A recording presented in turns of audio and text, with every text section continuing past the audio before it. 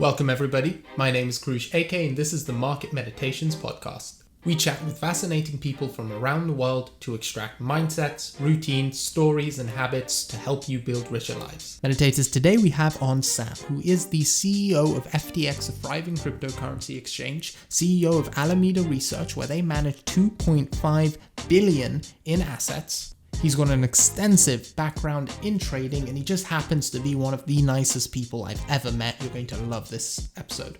Before we jump into this episode, don't forget that I send hand-picked market news, insights, and education to over 6,000 traders and investors 3 times a week. To get access to this, all you have to do is sign up to 𝐓𝐢𝐦𝐻𝐬𝐭𝐚𝐦𝐩𝐬.substack.com. Welcome to another episode of the Market Meditations podcast. This is my second take at trying to get this intro with Sam. Hopefully I don't mess up this time. We are blessed to have him on the show. He has taken a bit of time out of his extremely valuable day to come join us. Sam, thank you again for joining us. Yeah, thanks for having me. My first question is going to be about the altruism behind your personality, which is quite incredible for someone who's been able to amass so much wealth. I know you have the philosophy of earning to give. Why was that your motivation rather than the material things or rather negative things that tend to motivate more people? Right. Yeah, I mean, I think there's sort of 2 ways to come about that. And I day to day, all there's sort of all these things that are relevant for my motivation, even if they're not what I'd ultimately say I care about the most. And I'll try and play on the ones that are helpful and productive and that get me to where I want to go. And there's just facts like, look, I don't need that much stuff. Like whatever, there's all these studies showing that beyond a pretty healthy living, it just really doesn't do much for people. And beyond the first, okay, there's this really sort of shitty facts where it turns out that not just having money, but having more money than the guy next to you is important for people. But even if you ignore that, beyond the first, middle class living in America type, amount of money, that, the returns to happiness from wealth aren't that big. And that I just I don't know, there aren't material goods that I really want that I'm depriving myself of. I'm not sort of geez, not enough Lambos this week. Bought 1 Lambo, needed 2. This sucks. I mean, that's sort of no one feel whatever. It's sort of ridiculous, but it actually is the case that especially, and I'm sort of a big proponent of giving yourself what you need and not trying to do this, even if you're trying to donate money, not donating so much that it's hard for you to live your life. That's going to burn anyone out. But, I think sort of, ignoring that, it's, people don't need that much money for personal goods, but Sam, that's sort of, sorry to interrupt, but you're saying this now. I've seen interviews of you back at MIT saying this. How was this put into you at such a young age? Because that's a level of maturity and, say, lack of insecurity that most people that age don't have. Yeah, and I think it's also sort of not work. It doesn't come from that. The fact that whatever, more money just doesn't do that much beyond some point. That's sort of just a convenient fact, I think, which makes it all easier. Okay. But really, where does it come from is, if you want to trace it all back, it's I'm a utilitarian, which basically means in the end, what I care about is maximizing aggregate happiness for the world, or happiness minus pain, and that in the end, I think sort of everyone has equal claims on that, and not just everyone now, but everyone now and everyone who will be. I mean, I think the future matters, and anything that we can do to make the lives of people in the future better, or exist at all, that matters too. And I think that and applies to some animals as well. And I think that it sort of sounds kind of stupid and trivial, and some obviously, I don't know, add up to everyone's happiness, sure. But I think it's actually really profound and powerful if you actually believe it, as opposed to it just being a thing which seems like it makes sense, but which you don't put under stress. And And so anyway, it sort of like came in the beginning from belief that that's in the end what matters, and that what sort of obvious corollary of that is that like I should be trying to figure out what I can do with my life that contributes the most good sort of to the world in aggregate, or the future of the world, or When did you realize that's your sense of purpose, and how did you realize it? Because I feel for a lot of people that would be beneficial to be able to come to that conclusion. It's a hard one to come y- to. yeah, yeah. I mean, I sort of called myself a utilitarian from a very young age, but I did fuck all about it for a while. I mean, it's sort of like hard to see how it impacted my behavior up before college. It actually did in like sort of ways that were irrelevant to this. It like there are like cases where I'm like, oh, that social norm is kind of silly. Like it clearly like is not providing any value to the world. But whatever. Sort of like in terms of like the like figuring out how you kind of impact on the world. I don't know. Like I could sort of claim it was sort of in the back of my fantasies when I was growing up, but really I didn't operationalize it until college. And I finally got to college. In the first case, the first thing that really drove home to me in a visceral sense of like, oh, this obviously has real world Mhm. applications. Like obviously this is not like this. If you're actually going to follow this, like it involves changing your behavior. Was animal welfare, and so it's like um just sort of I mean, animals in factory farms do Yeah. not live good lives. They're very not good, and um, you can like try and do the math but the math is sort of like hilariously orders of magnitude out of line. Sort of like is obviously how that math is going to end up. Like sort of like you don't need to get very far into like, well, how many months or weeks am I willing to torture a Oh my. chicken for in order to eat it? And it's sort of like, oh, that's not going to be a big number. Like, however long a chicken lives, I sort of know how that math's going to come out. Like it's not gonna be worth Definitely it. not. And you're sort of like, oh, seconds. Oh, chickens live longer than seconds, don't they? Yeah. Like that's sort of like, that's not gonna. Sorry, And Sam, so it's just sort of because I don't like, want to move away from that animal point, I think it's yeah, fascinating, and you've yeah, clearly thought this out in a very detailed way from a young age. So I'm imagining your ideas are very mature on it, and you've handled all sorts of criticism. So this isn't criticism, but yeah. rather I want to learn more about it personally. No, go for So it. when it comes to animal welfare, is that all animals or just the factory farming? Is it suffering, or is it Oh just boy. being killing an animal that is wrong? No, these are all good questions, and they matter a lot, and they're really complicated. And in the end, like I actually think that like, well, whatever, right? For now, like it's um a lot of these it's just not obvious what the answer is. Some of it is, at least to me, and not everyone agrees, obviously. Um, it's sort of all animals, not just factory farmed animals. The nice thing about the factory farmed case is just that it's clean and straightforward. Like it's like, there's sort of questions like, do there exist interventions that humans could do to alleviate suffering on factory farms? Obviously, we're the ones creating them. It's like obviously in our power to Yeah. not have suffering on factory farms. We could just not build them, right? So it's like, from that perspective, that's sort of the nice case. And then you can say, like, how about wild animals? Like I bet there's some pretty unhappy things that happen in nature. Yeah, there are. Um, and I don't want to say that you shouldn't do anything about that, rather that it's just a Mhm. really messy case. And as you can go down that rabbit hole, and it's really confusing. And different people come out different ways in terms of what practically we could or should do there. Um, I but I sort of don't at all want to like uh to say that that doesn't matter, because it absolutely does. Um, it's just like, honestly, the world still isn't at the point where they understand like the like any of the details well enough to know how to really So approach that question. your want and desire to make the world a better place extends to every sentient being in the world.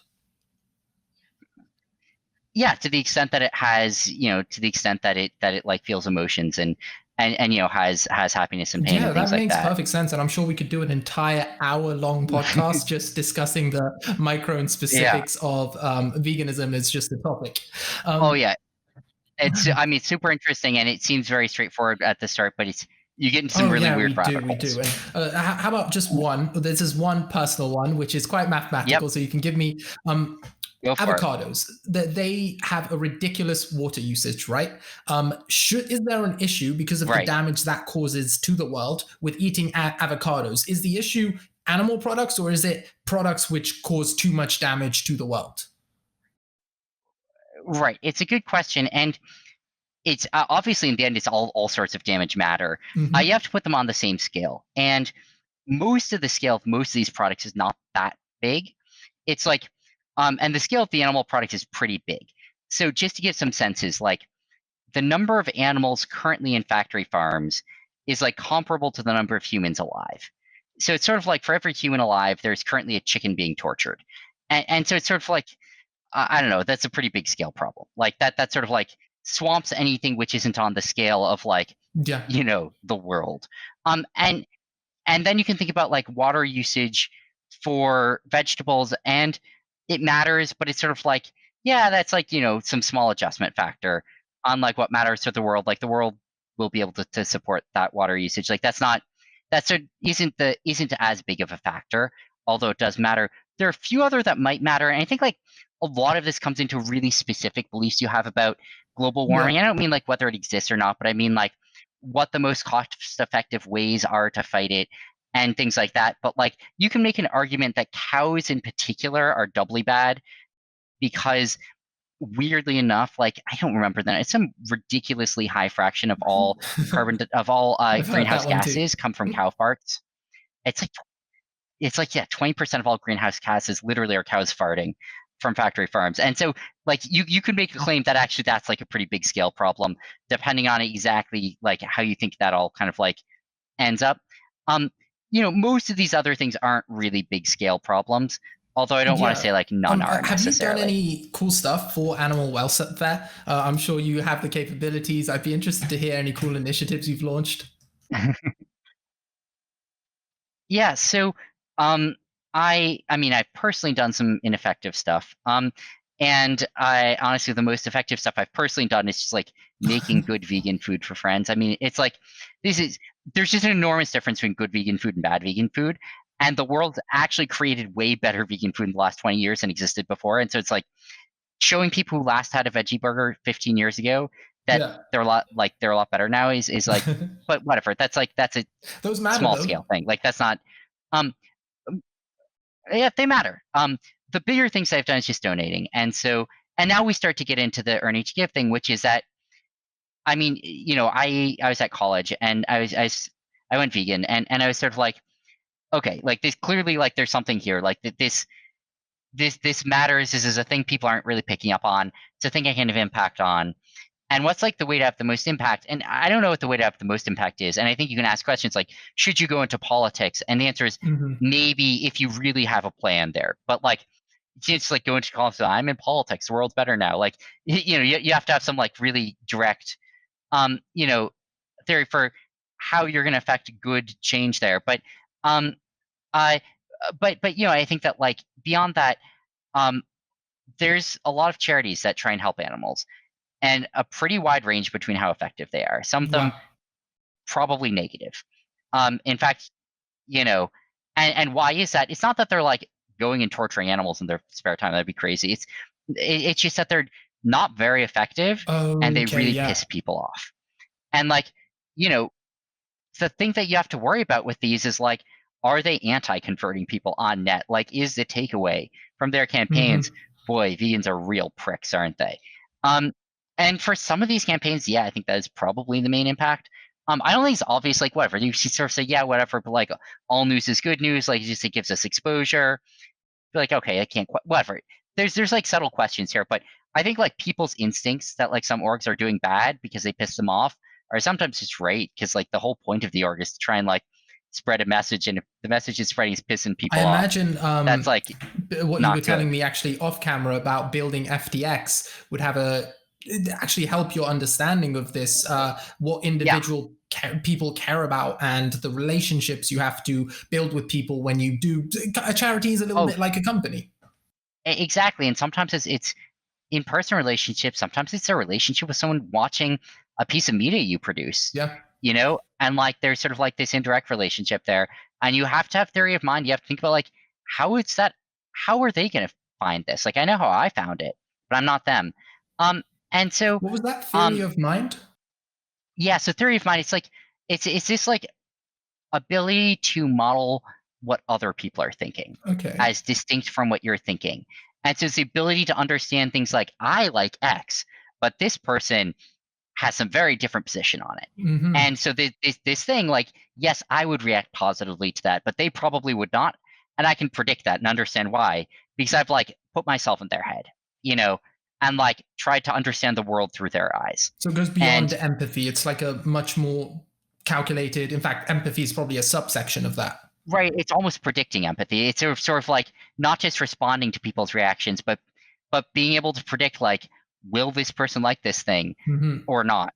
And I think that like, you know, some charities certainly fail that test, but anyway, there's some that do pretty well, and there's some that have like pretty compelling evidence that they can actually move the world in a direction. And I think that like, you know, one example of this, a lot of this is being strategic. Like a lot of this is thinking like, all right, like let's say that like your goal is to get more vegan options, Yeah. right? That's your goal.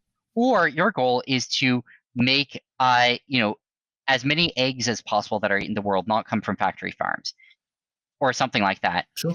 And you know, you can imagine a lot of approaches to this. One, though, which turned out to be pretty effective, was you go to these middlemen distributors. Rather than going to the consumer or the producer, you go to, for instance, cafeterias, like museum and school and prison and all these different cafeteria providers. There's like 4 companies in the world that serve like 80% of the cafeteria food, Wow. and you just go to them and you're like, hey, here, like, I know that like you guys have wanted to offer something to vegetarian customers, but have never known what to offer. Why don't we just tell you what the good food is, you know? Yeah. And then like miraculously, like it appears in 10 million people's meals the next week because they have huge distributions and something close to a monopoly on this weird semi-captive audience. Um, and the same thing, it's like, hey, do you want to change to like cage-free eggs? And like any pressure you can apply on that is a massive amplifier. So anyway, there's sort of been some pretty effective campaigns of this Yeah. form. Um and like one thing that I do is I just like ask these charities like, hey, how can I help you the most? And they're sort of like, well, looking at your background, like, you know, are you going to be the most charismatic like person on a street handing out leaflets? No. Like, are you like there's sort of like a lot of roles we can have. Some of them you'd be crap at, something you'd be fine at, something you might be good at. But honestly, like all of them, honestly, we think we'd rather have your money than your time. Like Yeah. realistically speaking, given what you can do, if you could work for us or you could go on Wall Street and donate what you made to us, we take the second. You know, that's Definitely in worth your more. case. Yeah. And so I think that that's sort of like the genesis of earning to give sort of in general, and for me in particular is like that sort of recognition that even if you know what change you want to affect in the world, sometimes depending on where you are and who you are and what your relative strengths are, the best way to do that is to make money and donate it. Sometimes you can have more impact that way than you can actually working directly on it.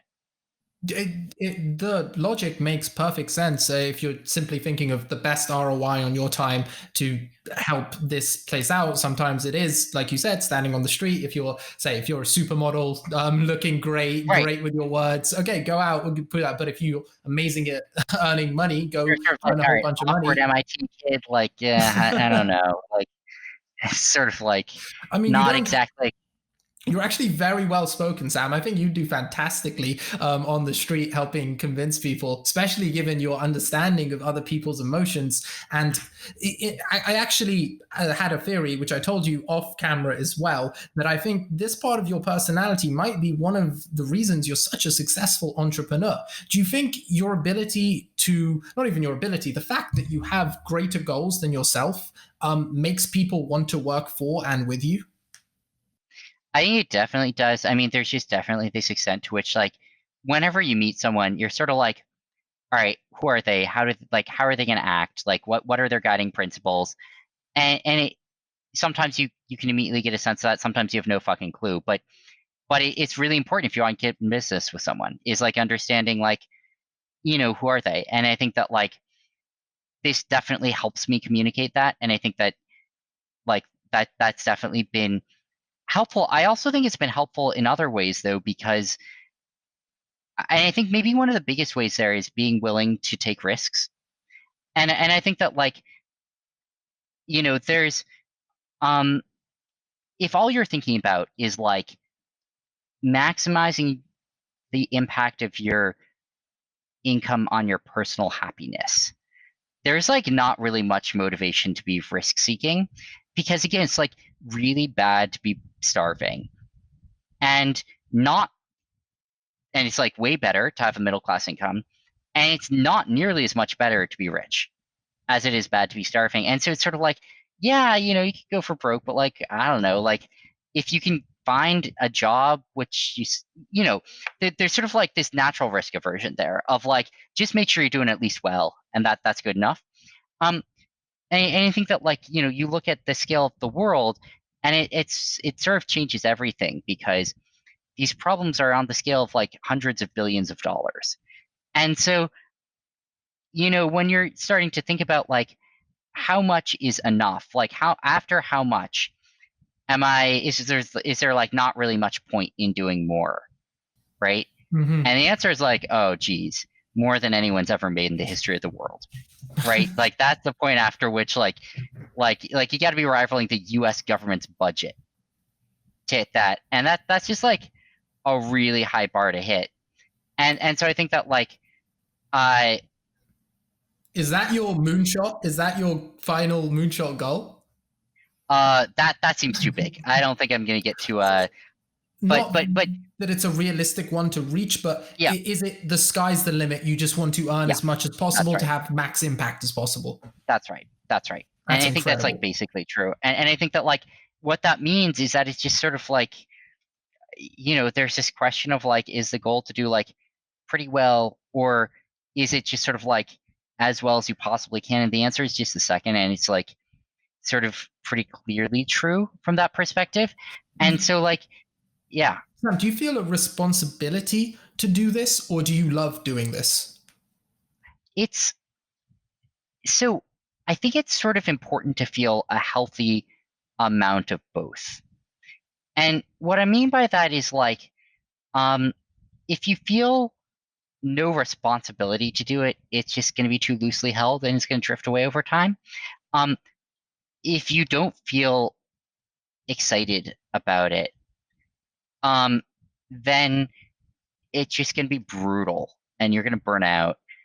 And if you feel too much responsibility, um, that weighs really heavily on some people. I think we don't talk about these people very much for whatever reason, but it's a real thing. And So, I've Sam, sort of which known, people? People who feel too responsible to do really good things in the world?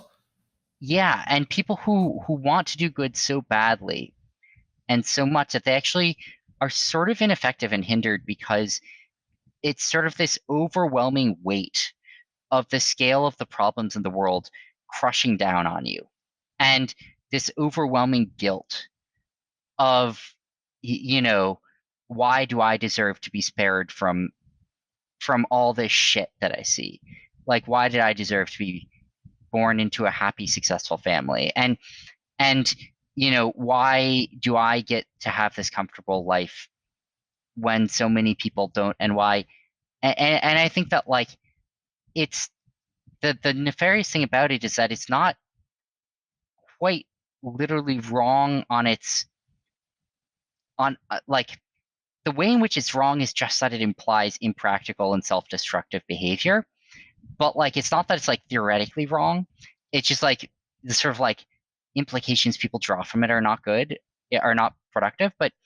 Um but it's also noble. Like it's hard to like tell someone like that like, you should be less good of a person. Yeah. It'll make you better. It's a weird message, but anyway, so I do think it's important to have enough perspective and distance, and to be able to laugh at to have some sarcasm, and sometimes be able to laugh at the way the world's kind of fucked up, because if you can't do that, then it's just that's just depressing. It's really tough to balance. I sort of feel like there are two things that are really hard to balance here. And one of them is a sense of like, don't let this destroy you. Like, you have to be able to function in the world, and you have to be productive, and you have to be like, you know, taking care of yourself, and you have to be, and all these things, while also maintaining this like separate truth that there's a lot you can do, and that there's a lot further you can go than most people will, and that it actually is really valuable to do that. And this like giving it everything you have without giving it more, like there's just this really fine line between giving it everything you can give and giving it a little bit more than you can give, and sort of burning out from that. What you spoke about earlier, it felt like it very much comes down to being able to detach yourself from outcome. You talk about not taking it too Yeah. seriously. That sort of objective view is what allows you to function at a really high rate. You're not affected by any of the actual outcomes. You just get to effectively and efficiently move forward. Yeah, and of course you have to update on them, right? Like if you have a lot of defeats in a row and you're predicting a 60% of chance of success for each one, you know, at some point you just got to sort of be like, look, like this is like I was probably wrong. Have you ever been there where you've had to reassess like that after a long string of defeats? Definitely, although it's always these weird things where like one thing that I found is that there's often two sides to these stories, and often both sides have real merit. And I think that like, you know, what I mean by that is like, you know, per, whatever, Bob tries something, and Okay. Alice says you fucked up, and and then there's, and both agree it didn't go well. And then there's just this question of like, what's the story here? Is the story like that Bob got unlucky, or is the story that like obviously this was gonna fail? And like often sort of the answer was like, I don't know, it depends on your lens. Like from some lenses, it looked like it was obviously gonna fail. From some, it looked like it had a 50-50 chance of success and just got unlucky. Sometimes those are even compatible with each other, and it's just a question of like what it would be reasonable to assume you had known beforehand. And and when you get enough data points, eventually, right, you can actually start answering these questions. When you have enough data points, you start saying, all right, these guys failed at everything they've ever tried to do. Like clearly, they're not just unlucky. Um, and you can also find someone who succeeds at everything, then has a setback, and you're like, okay, probably bad luck, at least in Uh, part. I But remember you know, a on the tweet margin, you it's often actually ambiguous. you did a tweet today actually about success being 75% skill, 25% luck. Although you did make some implementing, there was some implication that the luck side carries a bit more weight.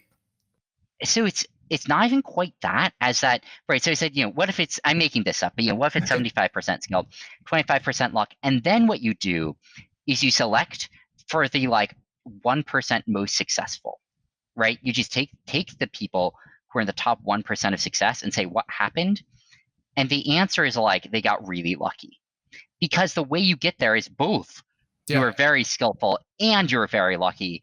If you're very skillful and unlucky, you end up in the 90th percentile. If you're very lucky and not skillful, you end up in the 70th. But to get to the 99th, you sort of need both. In what instances have you been very lucky specifically? Yeah, I mean, there's so many, and at some point, you actually just start to get these weird questions. What even does it mean? You know, at some point, there's sort of like ambiguous things. But I mean, you know, I grew up in a situation that like gave me a lot of tools and didn't hinder me at all. Like I grew up in a happy, successful family with like Mhm. supportive family members, and like, you know, the resources that I needed to, you know, be able to get myself started and go to college. And like, you know, there's just like a lot of ways where a lot of people have to fight through a shit ton of external circumstances um, before they're 20, and I didn't, you know, and so like that's certainly one way that I've been lucky. And I, you know, I think I got lucky with my first job. I worked at Jane Street out of college. And I mean, I think that like I was going to work at a place that I liked and was good by many metrics, but I think I got luckier than that.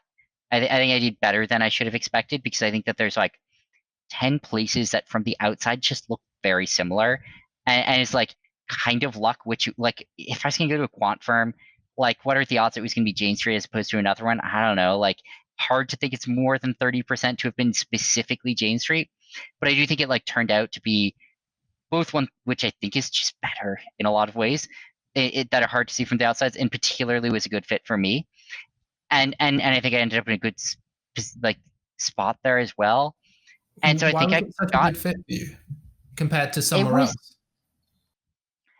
gave a lot of responsibility and freedom to people who wanted to take it very early on. And so it didn't have this like 7 years before you make partner and until then you're doing shit work type thing. Hmm. Like it was sort of like, no, a year or two in, if you're doing what you can to get there, you can kind of claim as much as it makes sense for you to claim. And like really not many hurdles, not many artificial hurdles. And if you could pass through the few that there were, people would respect that. And that really gave me a chance to thrive there. And I also just think like, whatever, I really like my first boss. I mean, that matters a lot, and it's, that's certainly partially luck. Well, I was going to ask, one of the questions I had prepared was how did you transition so easily from a trader to an entrepreneur? But you just talked about the traits which you really appreciated there, being the freedom they gave you, the responsibility. So it almost sounds like you were more suited to becoming an entrepreneur than that trading role, even though I'm sure you excelled there.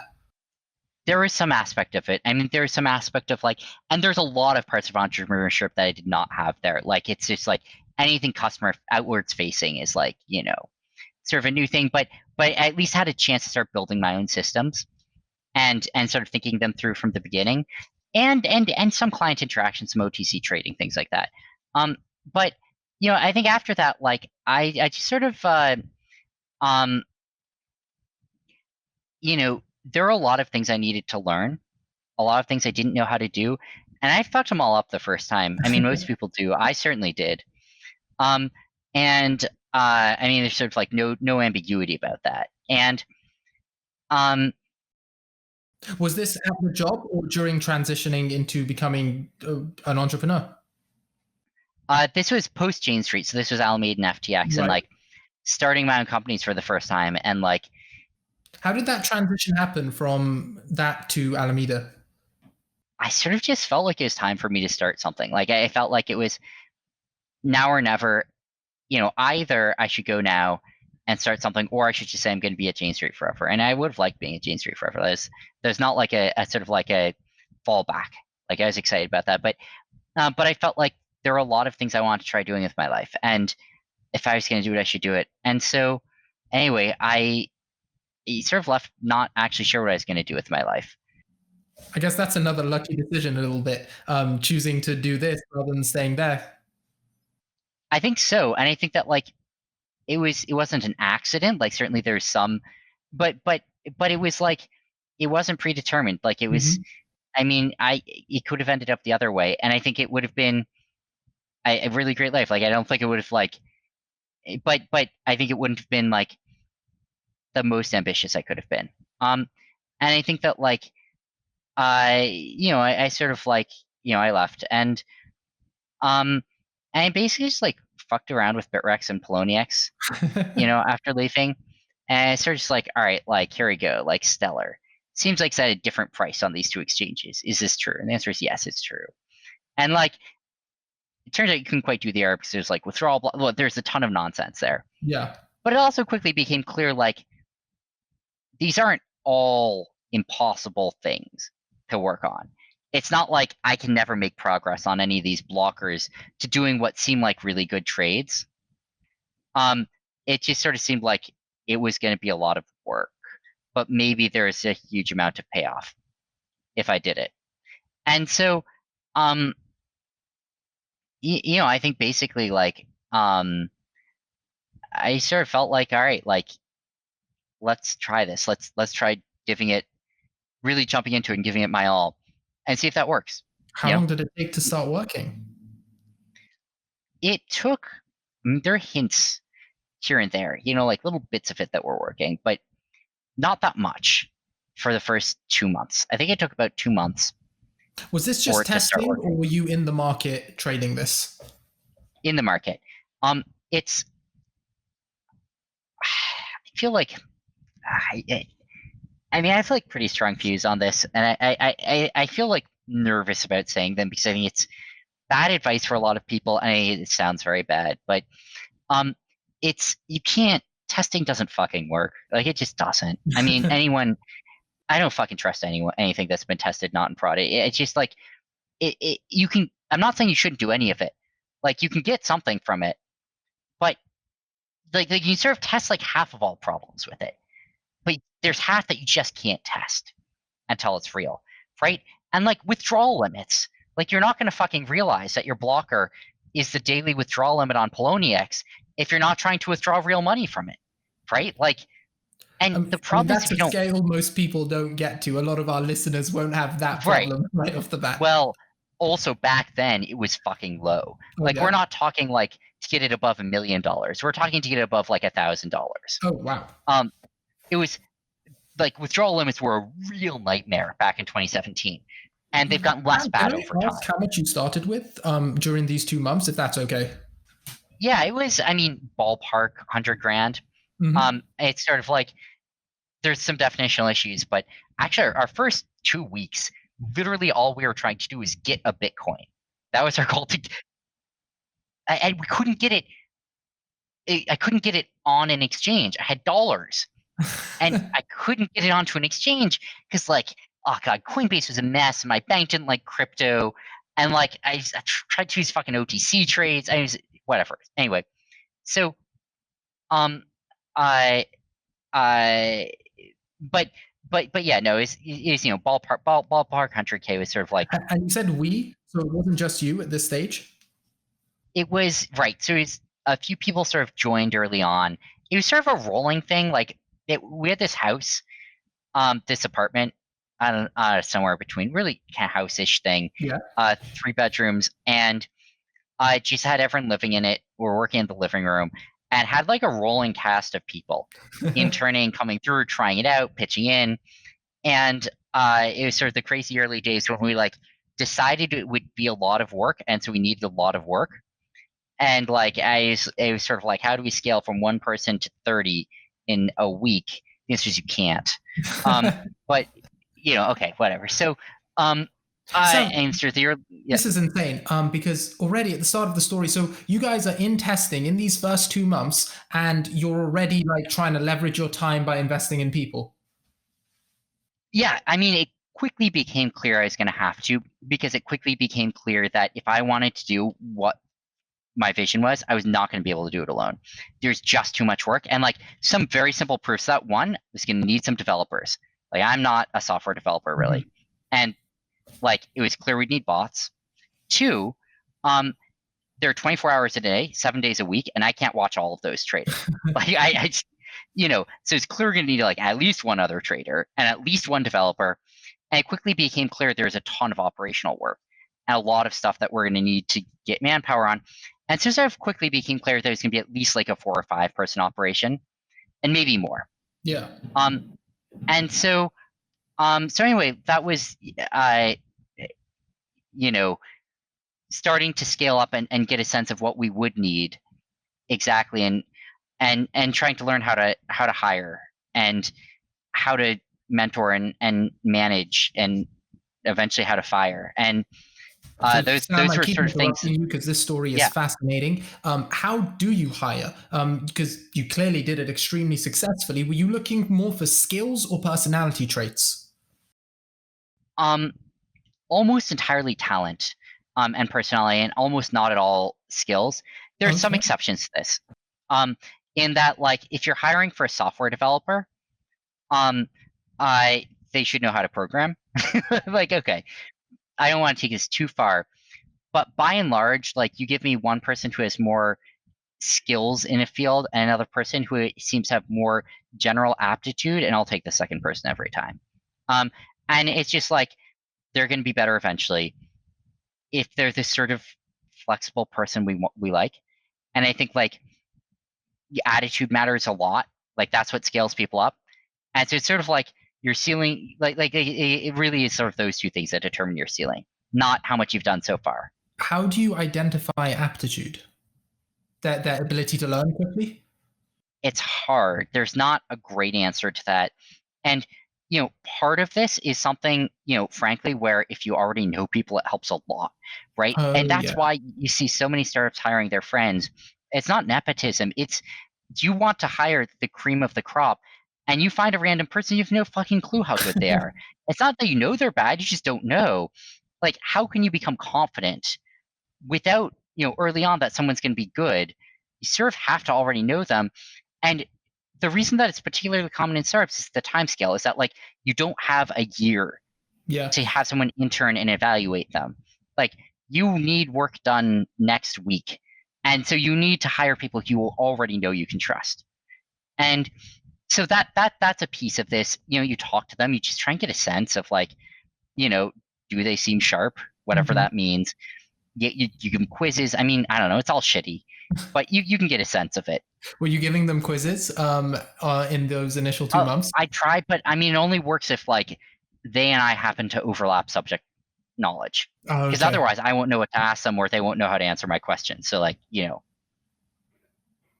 In some instances, it worked. yeah, like, I can't give them a trading quiz if they've never traded before. You can give sort of mathy things. It's not great, but it's better than nothing. And so, how successful was the hiring process? I'm guessing you managed to find a team of talent, and then what happened after Yeah, the first 2 months? mixed. We did very well at hiring really high ceiling people who are really smart. Um, I I didn't know what to do beyond that, and I didn't really know how to think about culture and stuff. Um, and I knew what culture I wanted, but I didn't really think about that when I was hiring. It's a mistake. Um, and so really the problem that we ended up with was sort of that, like, uh, we we basically, like, hired a lot of really smart people, but some of them didn't fit in the team, Hmm. and they just didn't. And sometimes it's really inscrutable. Why not? Sometimes we could explain it later. Um, you really don't want people who don't want to be there. It's really, really bad. Yeah. It just, like, drags everything down. And that was a shit show we had to deal with a few months later. Was like, how do we deal with the fact that a third of the company is not happy here? And, like, in the end, the answer is, like, try to find a way to make them happy. If you can't, they should leave, because it's not good for you and it's not good for them. And so that was, like, definitely something that we had to deal with. Um, and that eventually we did deal with. And it meant that we assembled an all-star cast very quickly. It was extremely powerful.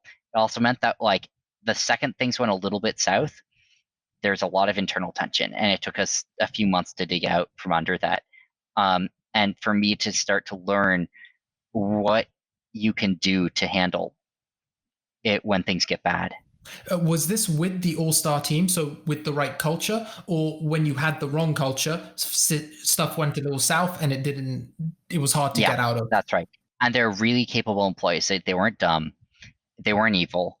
It's just, like, people didn't fit together quite right, Yeah. and it meant that when things went south, like, the disagreements became bitter very quickly, Hmm. and it was not good. Yeah. Well, how did you end up getting out of that situation? People didn't want to be there left. I mean, that's in the end, that was the only answer. It took me way too long to get to that point. I mean, it's sort of like a lot of dicking around and a lot of, like, trying things which in retrospect were hopeless. And I mean, in the end, it's sort of like, yeah, some people just shouldn't have been there. It's just like, it wasn't even obvious why not. Just like, it didn't work. And and so that is a piece of it. And then I think the other piece of it was me coming to realize something that I hadn't internalized before, which is that, like, and this was maybe one of the biggest differences between, like, trying to run a company versus working for a functional one, Yeah. is that things feel sort of similar a lot of the time, but sometimes they feel very different. And I think, like, one of the biggest things is, like, what happens when there's something that's very important for the company and it doesn't get done, and you assign it to someone and it doesn't get done. Like, what happens next? And sort of, if you're in a functional company, you don't worry about that. It's just like, whatever, I'm doing the best I can with the set of things that I take control of, and, like, other stuff, is being taken care of by other people. And there's these mysterious forces in the back you never see. And what the mysterious forces in the back are saying is like, here's something that needs to happen. It was assigned to X, and X just didn't fucking do it. Who knows why? That doesn't matter. What matters is they didn't, and it's a very good predictor of the fact that they won't do it tomorrow either. And so we need to choose a different strategy. A strategy like, don't think of this as like fuck X for not doing it. That doesn't matter. The way you think of this is like, the person writing this, chose a strategy, which is assign it to X. That was a bad strategy, as it turns out. It doesn't work. Don't keep doing that strategy. Choose a new strategy. Maybe the strategy is I'm going to do it myself. Maybe I'm going to assign it to Y. Maybe I'm going to decide this thing doesn't matter, and it's fine if it just gets dropped. But like, either way, like if sort of like the person you assign it to doesn't do it, that's not the end of the story. And you don't keep asking them to do it. Like, it's now your responsibility.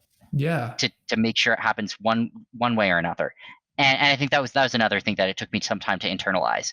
And like, there's just some important things that didn't get done for way too long because whatever, the people they're assigned to, they just didn't really do them. And I mean, this sort of is what it is, you know? And it's like, whatever, I was sort of pissed at the time. Retrospectively, why was I pissed? Sometimes I don't do things. Sometimes I'm sent an important email. I just don't respond.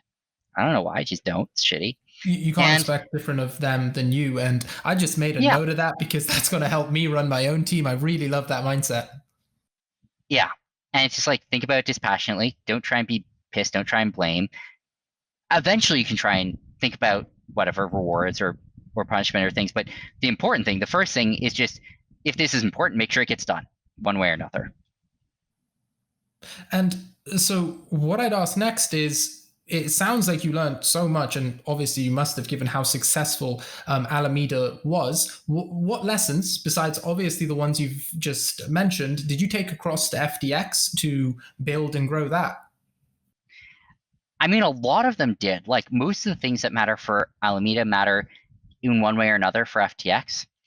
But FTX is, and the trading part doesn't matter as much, although knowing how to think like a trader does, because if you're building a product for traders, like, having that instinct of what people are going to want is super important. But there's also just a ton of things that were really important for FTX that didn't matter for Alameda, or at least didn't matter as much. And that was a big thing with FTX, was figuring out how to handle the things that, like, I hadn't had to figure out how to do before. And like, PR is one of them, right? Like, a prop trading firm doesn't necessarily need PR.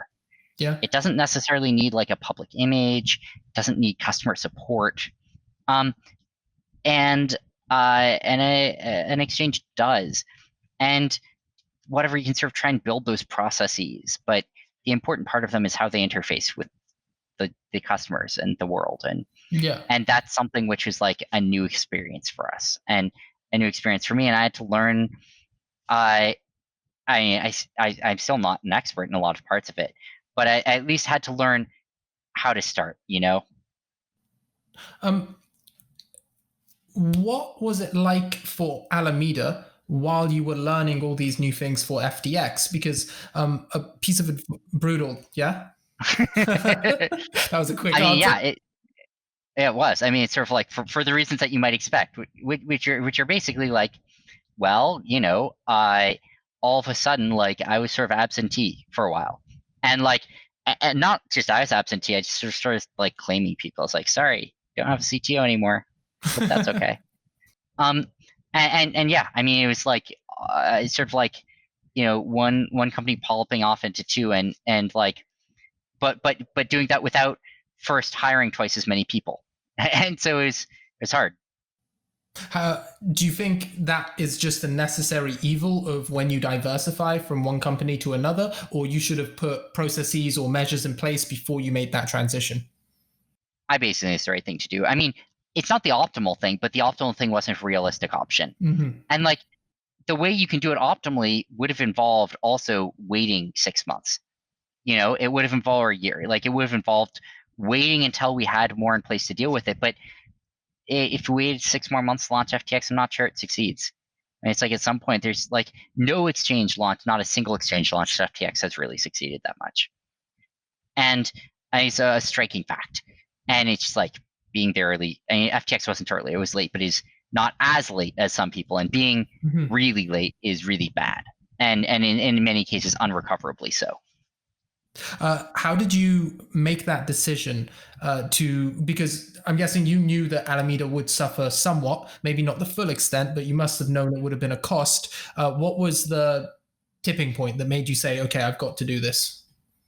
Yeah, that's a really good question. And I basically think like there are lots of arguments in lots of directions.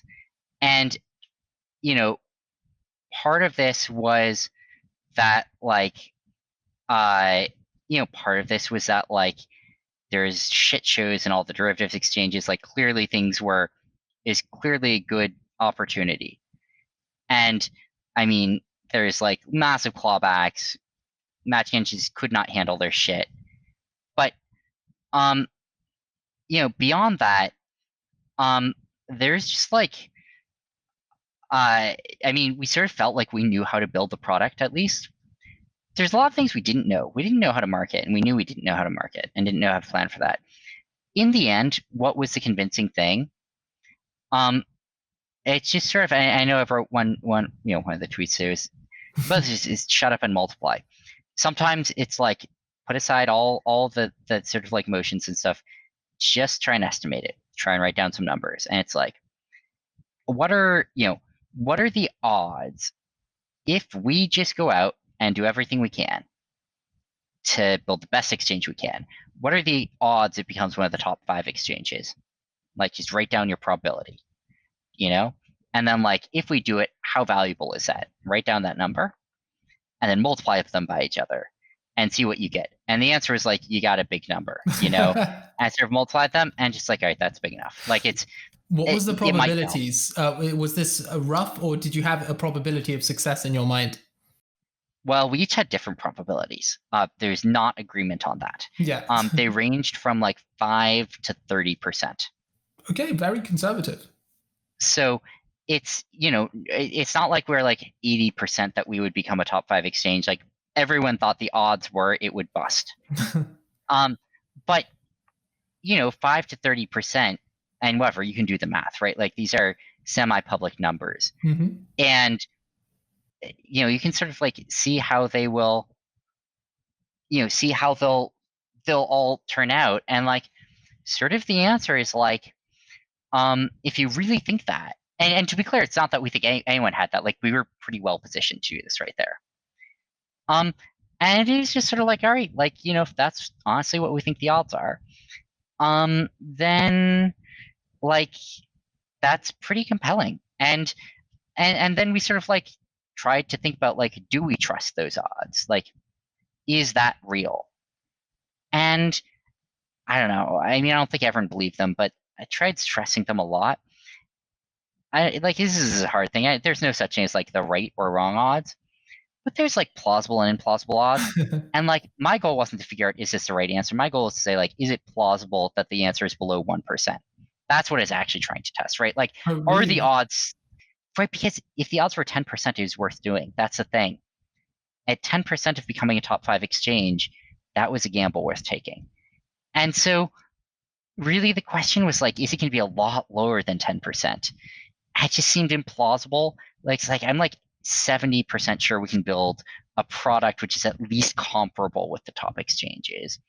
And and like, then we have some network. So I'm like 60% confident we can get at least some volume at some point from some people.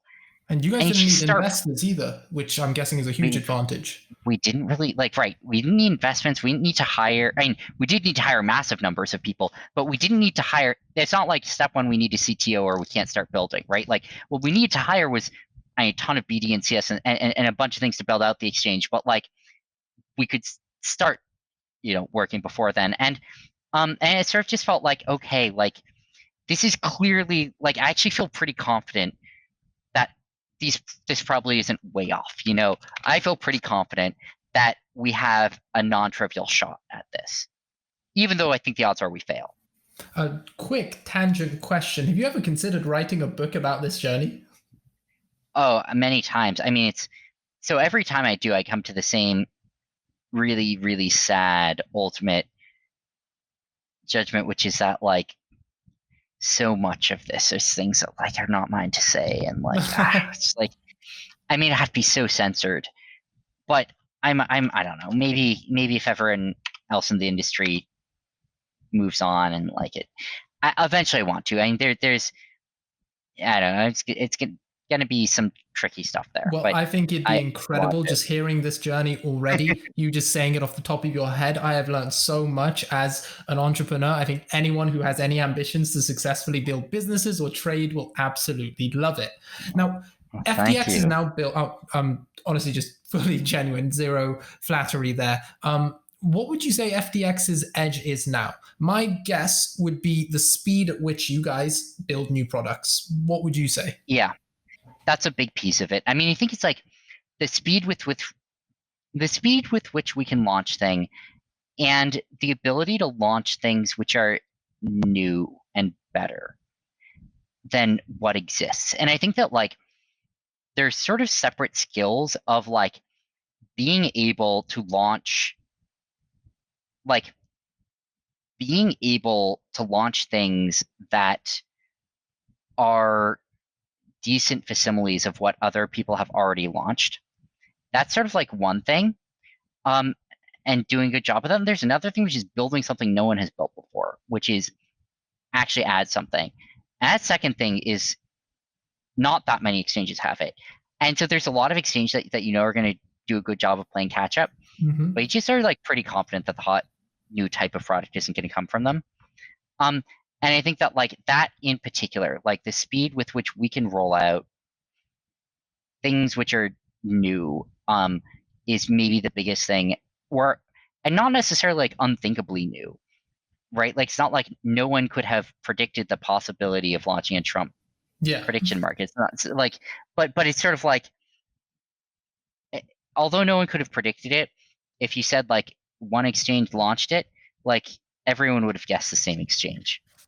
You know, Two-part question, Sam. One, how important is it to be first with these innovative ideas? Because you said other exchanges play catch up. Like, how much of an advantage do you get by being first? And secondly, what gives you guys your speed? massive advantage. Everyone underestimates this. This is like the single thing people get wrong the most. And like there's so many ways to think about this. One is like, again, literally zero exchanges founded after FTX have had base success, zero. And there's been a lot who, it's not like no one tried. Um, Another way to think about this is like look at crypto companies that were founded before 2015 Mm-hmm. and just look at where they are now. Most of them are worth upwards of like multiple billions of dollars. It's just like that's what happens. Like this is true of the exchanges, right? This is true of the coins. Like it's just like you found a crypto business in 2013. It's just like a fantastic business decision. And yeah, just being early is worth so much. And the big things you get all the customers when there's no Mm-hmm. competition, right? Like it's sort of like now if FTX wants to acquire a customer, it's a fucking dogfight, right? Like there's just like 10 plausible exchanges. And like back in 2013, there's like two. It's like one in America and like one in China, you know? And so you sort of like just got half the customers kind of for free. And like now you have 10 times the user base any new entrants can even hope to have for years. It's only going to get And worse, so, too. and it's, yes, only getting harder over time. And that's why no one after FTX is succeed. It's not like a cursed generation. It's like every year, like that sort of like space left goes down. Unless you have something, like you have to have some reason that that like you can break out of that. It's not impossible, but like it's a lot harder. You're fighting an uphill battle. And so uh so you know, that's just like worth so much. In terms of like how we can do it, I mean, some of it's honestly like we think of the products other people don't, then other people see them and copy them. So some of it's just like spitballing, like what products should we build? What would people want? And we talk about it and we come up with ideas. And I think they're like decent ideas. But the I speed, think it's like Sam, it's where great. does that speed come from? How do you do it so quickly again and again? Is that company culture? Is that just you're that good? Yeah, it's so the reason I'm struggling with it is that what it feels like viscerally, internally to us, is not that. What it feels like viscerally to us is how the fuck is everyone else so slow? Oh, Like, wow. we're sort of like, where did those 6 months go? Like, we don't understand why this wasn't launched a long time ago. And so like part of my answer is almost like, I don't know, like we just do the obvious thing, and other people seem to not do the obvious thing. But you know, that's sort of like the like outside view. The inside view, I've now spent a bunch of time investigating how companies work and trying to come up with like explanations for it. And at this point, like, why is it? I think it's a combination of a few things. I mean, one thing is just like they're shit show internally. Most companies are. And it's just like exactly what you think. Anyone who's worked at a company knows this, right? It's like you work at a company, probably is a shit show, right? Probably is like, I don't know if you guys have read the Slate Sarkodex piece on Moloch, but it for people who have, that's sort of like how it feels. It's sort of the embodiment of like shittiness that no one wanted. Not like one evil person imposed on everyone else. Like no one in the system wanted this system, and yet everyone collectively created it. You know? And it's like, it's not like the people at big companies are really excited to have dysfunctional processes. Yeah. It just happens. And you end up getting these like things where, you know, you want to launch a stable coin, right? So like, you know, the CFO is like, yo guys, doing a stable coin now, and gives it to a product guy. It's a really bad sign when a company has too many product guys, because it's sort of like, and like what okay, whatever, right? It's a sort of separate rant, but okay, so they give it to their product guy, right? And the product guy is, I'm gonna do a stable coin thing. I don't know what a stable coin is. CFO's like, whatever, boss says we need it. So product guy's like, all right, cool, I'm gonna create so he Googles stable coin, he finds 3 of them, and he's like, here's 3, he writes up a quick document, here's 3 types of stable coins. We're gonna go with number 2 because I like it. So now they're going with like stablecoin variant 2. He's never seen a stablecoin before. Yeah. And he goes to his developer and says like, I want a stablecoin. They're like, all right, tell me more. He's like, here's a roadmap. And he gives them a single paragraph. He wrote down number 2. They're like, it's horribly underspecified. He's like, you're the dev, make it work. And they're sort of like, I don't even know what the product is. And he's like, it's a fucking stablecoin. And it's a number 2 stablecoin. And it's like, all right, you want a basket stablecoin. It's like, yeah, basket of what? I don't know, the right things. And so then they put some shit in a basket, you know? And they're like making completely arbitrary parameter decisions. They have no clue what's going on. Then the boss is like, all right, we're launching Monday. And that makes its way down the food chain. So it's like, no fucking way. The boss is like, no, we are. It's like, all right, fine. It's just like rolls it out. It's like, here's your stable coin. It goes up to CFO, we got stable coin coming on. Great job, everyone. And it rolls out. Is it a good product? Probably not. I mean, it's like no one in the process knew what they were doing, right? Like what happened? The CEO read that stable coins were hot somewhere on Twitter, and he gave the directive that we're going to make a stable coin. But no one in the entire system building it happened to know how to build a stable coin. Now, as it turns out, irrelevantly, the company had 6 people who really knew how stable coins worked and would have nailed it. They're in a different department that didn't happen to get chosen for this task. It's all kind of random. So that's not relevant to what happened, but it is true. And the people doing it didn't really know what a stablecoin was. And so you get things like the first generation of 𝐓𝐢𝐸, their first attempt was is exactly what FTX did actually with its USD basket, Right. where you can deposit USD wire transfers, USDC, TUSD, PAX, BUSD, HUSD, or a bunch of other things all one-to-one. And she's like, credits you with USD, whatever. Sure. And you can withdraw it as any of those. So you did the same thing. The problem was that of the 4 stablecoins they chose, 1 was not redeemable. That was their fuck up, right? They had 1 stablecoin, and the tricky thing was it claimed to be redeemable. It just turns out that stablecoin massively fucked their product.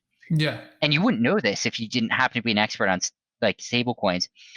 And so we sort of saw this, and we sent them an email like, guys, this product is gonna fail. You need to make this change before you launch. But that memo did not make it beyond their junior employees. So it launched, and 72 hours later, it failed in exactly the way it was obviously going to fail, which is that everyone took the non-redeemable stablecoin worth less than $1, deposited it, withdrew everything that wasn't that stablecoin because they were worth $1. 72 hours later, this basket stablecoin is 100% a non-redeemable stablecoin. Yeah. And so it's like it failed in exactly the predictable way, but like the odds you get that right, if you're not, if you don't have people who know what they're doing and know the topic well and are really dedicated to doing an excellent job working on this, are just like super low, you know? But then how do you scale? Because how do you keep that level of communication and Yeah, not shittiness, as you put it, as you scale? it's a really hard question.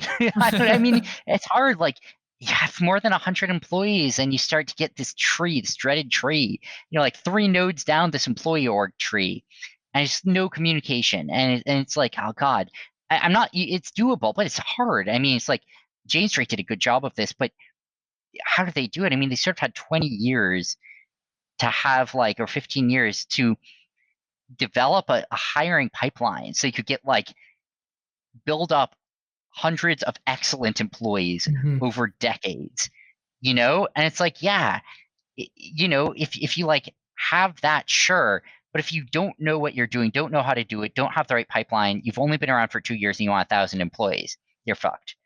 Um, so part of my answer is I think people underestimate what you can do with a small team. I think people would be shocked to know how small some of FTX's team is. Oh, And really? you know, it's like, how many devs does FTX have? I don't know. I like, what would people's, I don't know, what's your guess? What would people's guess be? How many devs you guys have at this Yeah. point? I mean, okay, judging by the way you're asking, I'll say, Right. Without, if I hadn't asked that, you know, let's say 20 devs. That's a right. crazy That's like, high number.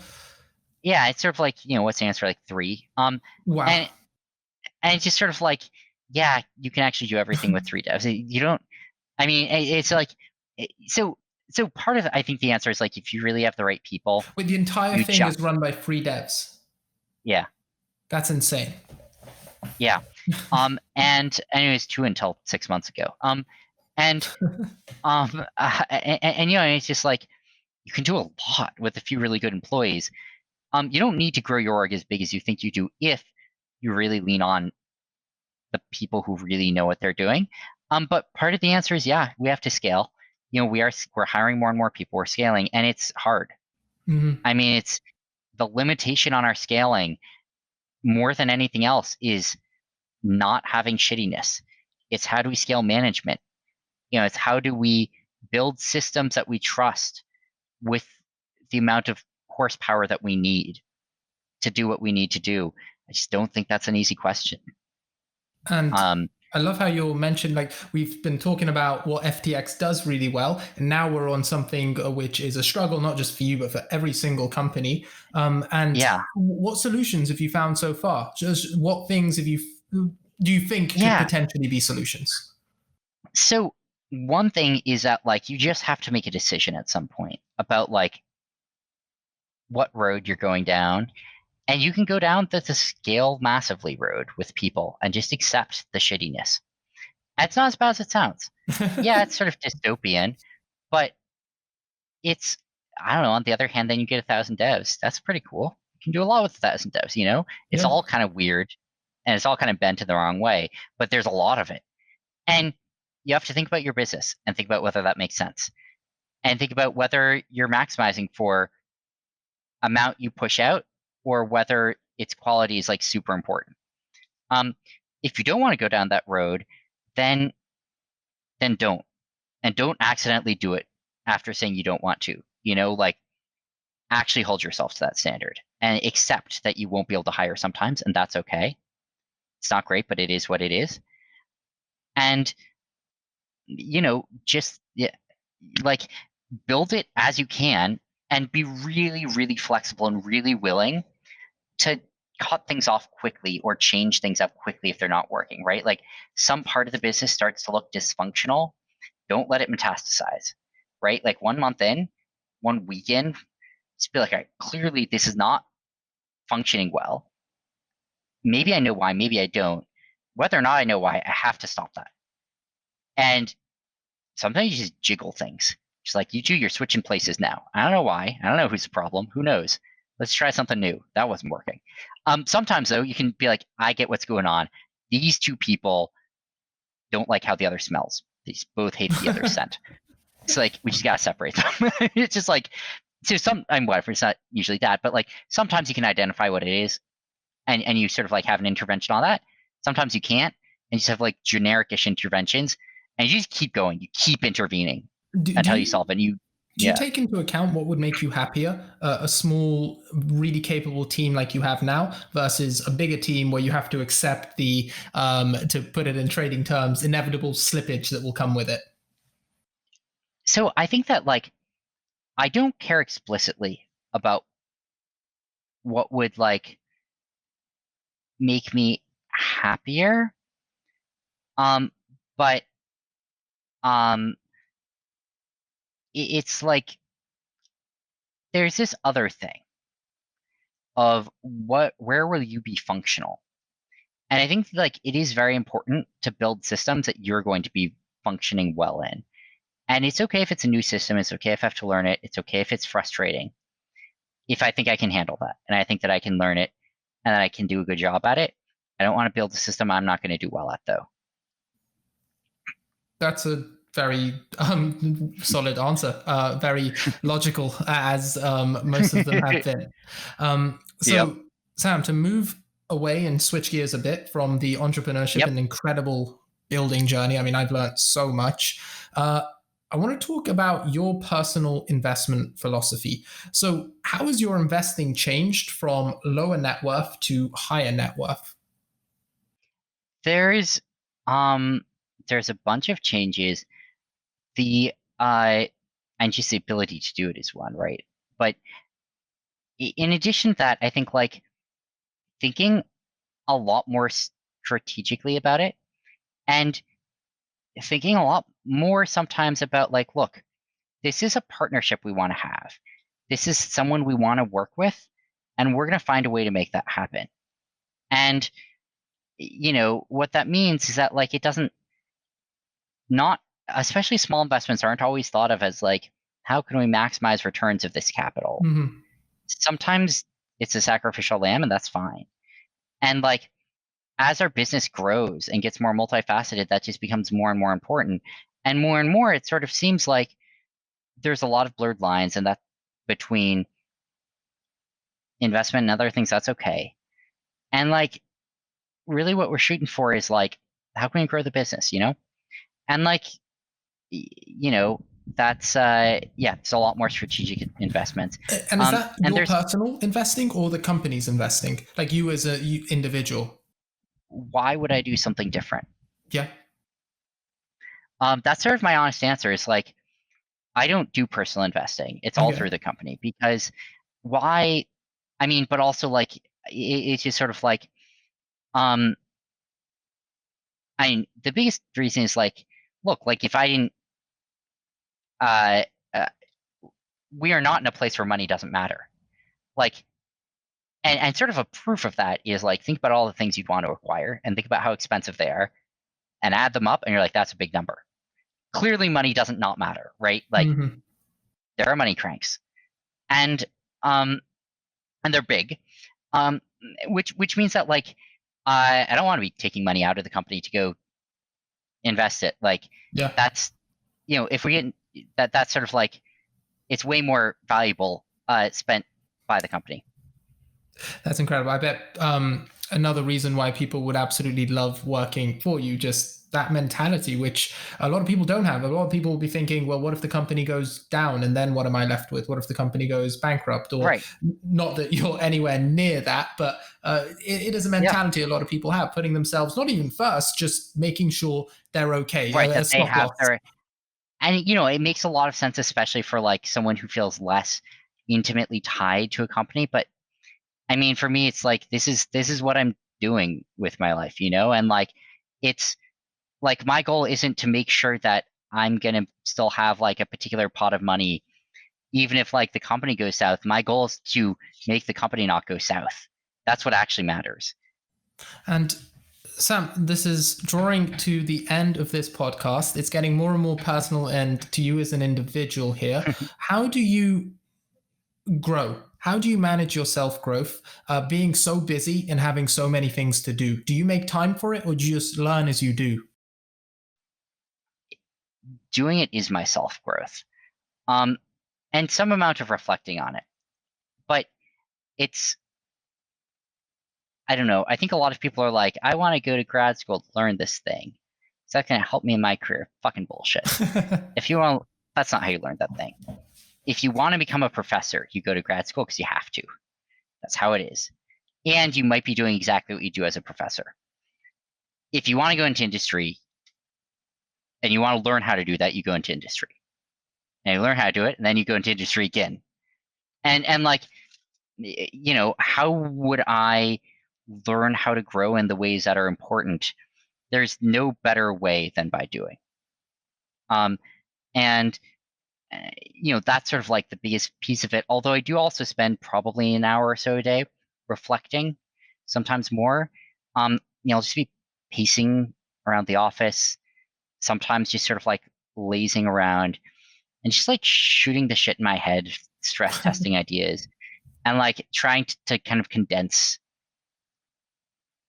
things, turn them into nuggets that I can hold on to, figure out how to interpret and process things, and like, you know, figure out what the lessons are from something, and also just sort of reflect on like, oh boy, like, okay, here's something you know that's important. It's frustrating. It's not going better. Like often that's a sign that like there are things I could be doing differently. Mm-hmm. And if I don't know, if I'm not immediately like, oh, here are the things I should be doing, it just sort of feels like, oh, often that's sort of a sign that I should meditate on, not meditate literally, but like just think it through, play it Self-reflect, like you around. said. So Yeah, there's no, self-reflect. Sam has no mentors, no books he likes to read. It's so there's like there are people I talk to, and I think mentor is like sort of a way to describe it, but it's not exactly that. Because I think it's less like these are the people who tell me what to do when I don't know what to do. It's if you're in a position where that's really useful, it's not a good sign. It's a really bad sign because it means that like all that sort of like overrides all of the context that you've built up from running your company. And sometimes it's true. It's been true of me. This like there's advice I needed a few years ago about what to do when there's tension in a company, and it's Mm-hmm. not good. Like, that's not a good sign that like that. But more the way I think of it is like just because you don't ask someone what to do and then do what they say doesn't mean people aren't useful. And so the way I think about it more is like um sort of a collage almost. There are a lot of people who I think have insights Mm-hmm. that I sometimes don't have. And who I think are aligned with me and give me good advice and think well about some things. And often what I'll do is just like um you know, um I'll sort of like run things by a bunch of them or talk to them enough that I know what they'd say. And then sort of like lay out that collage in front of me of like, here's a bunch of like nuggets on this thing. How do those update me? Or do they update me? How do I fit that into my worldview? And I throw out a lot of them off. I'm like, no, it's not relevant here. Or like, I think this person's wrong about that. Like, yeah, of course he'd say that. It's just like whatever. That's the thing of his. Like, I've sort of like long ago decided that he's like cares way too much about that particular type of thing. But you know, like other times I'm sort of like, all right, like he had this instinct. He sort of struck me as like, oof, that might be kind of true when he said it. You know, that's sort of like uncomfortable. Like, oof, like I'm not doing that, and I kind of I don't feel as comfortable that I'm not doing that anymore. And I'm sort of like, oof, this is what this person would say. Yeah, I don't know, like what if I like it through look at this through that lens or this other lens and try and like combine the instincts of a lot of different people. um Sam, is this a immense confidence in yourself, probably at this point rightly earned, or is it because you have probably few people who have achieved the level of success you have, that it almost puts you in a position where you look to yourself for to advice more than well pretty much anyone else? there's some of both of those. On top of that though, there's just a simple brutal fact that you have some question, some problem, you don't know what to do, and you ask a bunch of smart people and they will disagree with each other. They will not all say the same thing. Like you'll just get people with conflicting answers, and that's just a hard fucking proof that the strategy of like find a smart guy and just do what they say can't always be right. Like it can't be the optimal strategy because like yeah, two smart guys and they're not agreeing with each other, and you can't do both. Um, and so it's like I mean, it doesn't make clear what you do, but it sort of means that like the optimal thing to do has to be some amount of hearing what people have to say, but not blindly trusting it, if you can. I think that there are times when you just feel overwhelmed. And there are times when you just feel like, look, I don't trust myself here. I don't even meta trust myself. I'm flying fucking blind here. I don't have instincts. That's when you just find one smart guy with good instincts and go with what they say, because it's better than whatever the fuck you're doing. But when you think you have some handle on the situation and enough of a handle to be able to evaluate what people say and think about it, like that's a sort of point where you listen to 5 people, you listen to them disagree. You're like, boy, like sure it'd be interesting if Jim heard what Bob was saying here. Like, and he really strongly wants me to do X, but like Bob's saying the opposite. So like, I don't know, you know. And then you sort of have this hard task of like, what do I do given this? The world's messy. And like now I have a lot more information, which is like what these smart people think. And there are updates there. And some of this is trying to come up with a worldview that fits as much of it as you can. Some of it is just like thinking about what some of this is thinking about like what the possibilities are and like playing the odds. Some of it is about knowing you might be wrong. Some of this is about, look, I'm going to make this call and I can just prove trivially that it might be wrong because two really smart people strictly disagreed. So no matter what I do, someone is going to think I'm crazy. Someone smart who I trust. So I certainly can't be confident I'm doing the right thing. And that's a big part of this is just knowing you don't know. And sometimes you're like, look, I'm going to do something because I have to do something. I have to make a decision. And understand some people are going to agree and some are going to disagree. That's a given. I'm going to make what I think is the best I can, but it might be wrong. I'm going to accept it might be wrong. And I'm going to see how it goes. And maybe I'll do something else if it doesn't go well, because I already knew it might be wrong. You can always iterate. You can always iterate. And like, sometimes you just have to trust it and know you might be wrong. Sometimes you're like, look, this particular thing I only get one shot at. That sucks. I don't know what the right answer is. Here's my best guess. Could be wrong. And I'm just going to do it. I don't have any other options. That's a really unique answer to that question. Most people who I've spoken to who have that level of success always have mentors they love or books they love, but your view is fascinating. I absolutely love it. It makes perfect sense because there are so many conflicting views, especially if you go for specific advice. Maybe with mental models, you can pick the ones you like and try apply those in your own life. Sam, to end this fantastic podcast, which I can't thank you enough for coming on. My final question is, where do you think in this point in the crypto market, and the listeners are going to love this one, is the best place to find an edge for retail? Best place to find an edge for retail. So, I mean, the easiest place is the extreme scenarios. They don't happen much. But once in a while, things just blow the fuck out. And it's just like there's no ambiguity, right? Like sometimes you're like, there is a 10% ARB. It's just fucking there. And you can just do it. And it's just like, all right, you got capital there. Clearly there's a good trade, right? And I'm going to sort of ignore those, but it really is worth emphasizing that they're there and that you shouldn't think they'll never be there. You should just think they're not always going to be there. They usually won't, but sometimes they will. And you kind of know when you see them, right? You're kind of like, oh, the world is going crazy right now. Yes, there could be a big ARB. Everyone is fucking stretched their limits, right? Yeah. So, on March 12th, were there big ARBs? Yeah, there just were. They're exactly what they looked like. The problem was everyone was out of capital, right? Like everyone was always doing what they could if they weren't getting liquidated. So, all right.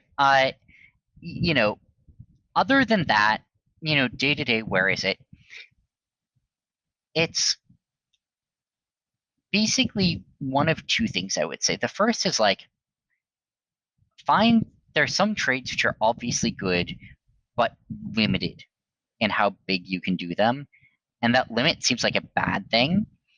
But if it fits your capital base, it's a good thing because it gets rid of some of the adverse selection. It explains why this arb could exist, right? If it's only there for like $200 of total size, then there isn't this sort of like, how can this 10% arb possibly exist? The answer is, well, it's worth $20. So like, yeah, like it's not clear that like giant institutions will have like built systems ready to catch this, you know? Yeah. Like you find something that's like this weird corner of the world where you kind of don't think there are any really sophisticated players, everything gets easier. And so that's sort of like one type of thing to look at, you know? You find some coin no one's really looking at, there's an arb between two dexes. Yeah, it's just there, you know?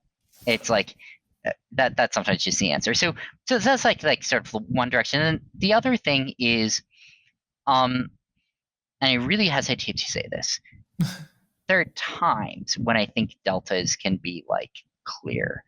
And it's not like everyone always thinks they know whether things are going up or down. Okay. I mean, sometimes people are wrong, often they're wrong. I think there are times when you can actually feel pretty good about your bet. There are times, and I think that you kind of have to have a real story for why you're feeling good about your bet, you know? Like, you have to have a story for why you're beating the market. If you think you're doing it by enough that it's not just like, you know, if you're making 5% a year on it, then sure. But, you know, if you think you're beating it by a lot, like, you have to have some story. And, like, I'll give another example here, which is like,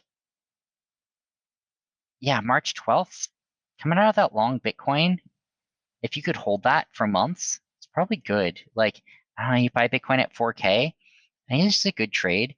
And, you know, and just hold it for a while. And why is that? It's because, like, what's the explanation? It's no one thought Bitcoin should be worth 4K. Then everyone thought it should be worth more. Yeah. But it was trading at 4K. And why was that? Because there's billions of dollars of liquidations. Like, the world did not have enough liquidity to support the scale of forced sales. And so, yeah, it went too low. And everyone knew that. And the reason that it went low anyway is everyone was out of capital. Everyone was already liquidated or as big as they could get. And everyone was terrified that if it went lower, even temporarily, they would get liquidated if they put it on any bigger.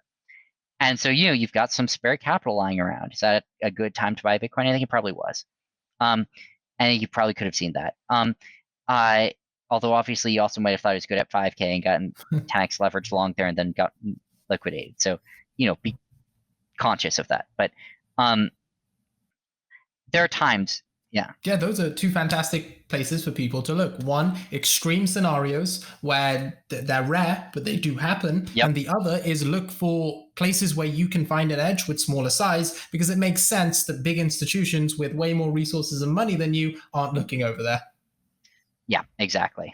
Sam, thank you so much for your time. This has been a fascinating conversation. Thank you for putting up with the questions and educating us with your many nuggets of wisdom. Course. Is there anything you'd like to leave the listeners with before we end this episode? You know, same thing as always, just whatever, you know, generic FTX and Serum show, like check them out, give feedback. I'll say maybe one other thing, which is that like, it's a lot of people often ask about working for us, and like we're always looking for good people with FTX. It's also a fucking nightmare for the reasons we talked about. Like, we're actually at the size where it's hard for us to grow, and where like managing more people is hard, and so we're very, very cautious about hiring right now. And like, you know, I don't want to say don't apply, but like, you know, I just want to say like, be aware of that. It's like, it's not even judgment on you. It's just like, you know, we sort of like need to know that you would fit in a particular place or something like that right now. On the other hand, Serum is in an interesting place right now where there's just a million high impact slots that need to get filled. And this is things like someone builds a cool app on Serum, and like it could be worth a lot if people take with it and run with it. What's it need? It needs like a dedicated team of a few people to like, you know, build it, run customer support, run marketing, talk about it, you know, think about the GUI, do just all the generic stuff. Much of it doesn't even require being a dev. Like, a lot of this is just the sort of like outward facing parts of it. And that's what's blocking some of these. And so like, you know, if you're looking for something to do, yeah, just have like a spreadsheet of like projects people are building where they've, you know, kind of posted. I've been keeping track of like, you know, they posted like, hey, could use some help on this. So if you are looking for something to do, I mean, and you really want to go all out at it, and you think that you know what type of thing, you want to try pushing something or managing community or anything like that. There is just a lot to do there. It's sort of like has gone from a non-existent ecosystem to the technologically most advanced decentralized ecosystem in the world in like 4 months. And a lot of things have not caught up with that yet, including the sort of like manpower working on it. And so there's just a lot of slots to fill. Well, guys, you've heard it here. If you're looking for something incredible to do, FTX might be a bit competitive and lower probability of success, but Serum has a lot of opportunity, and you should definitely check that out. If you're listening to this podcast right now, go look into it. Sam, thank you again for your time. Join us again next time for another episode of the Market Meditations podcast. Thank you so much for tuning in to another episode of the Market Meditations podcast. If you enjoyed this episode and you'd like us to continue bringing you fascinating people from across the world, please leave us a review on Apple Podcasts, Spotify, or wherever else you like to listen to these podcasts, and share the episode with a friend. If you have feedback or an idea for a potential guest, reach out to me on Twitter at 𝐓𝐢𝐻𝐸, and do not forget we write a newsletter covering all important topics in crypto and traditional markets. We send it out 3 times a week. The Market Meditations newsletter. You also get early access to these episodes, and you get transcripts and extra notes as well, so make sure to subscribe there as well.